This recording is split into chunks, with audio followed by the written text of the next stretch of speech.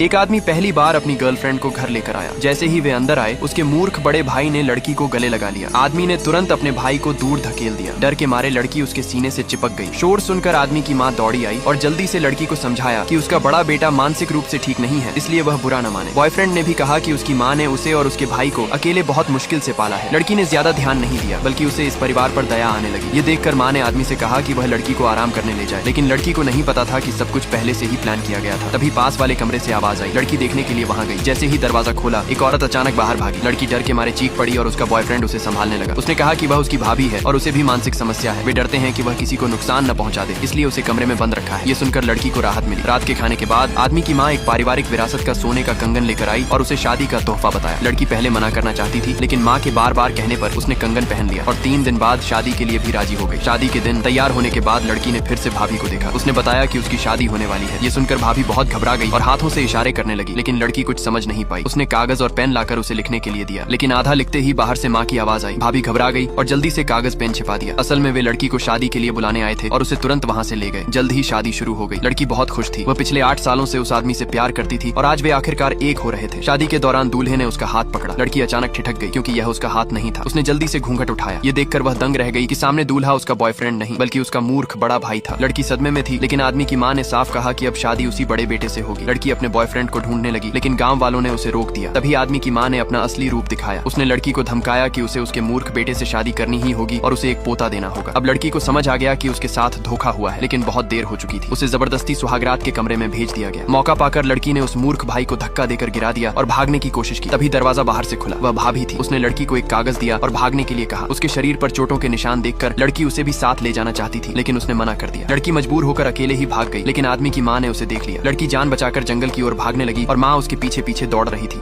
Full video देखने के लिए बायो में दिए गए लिंक पर क्लिक करें।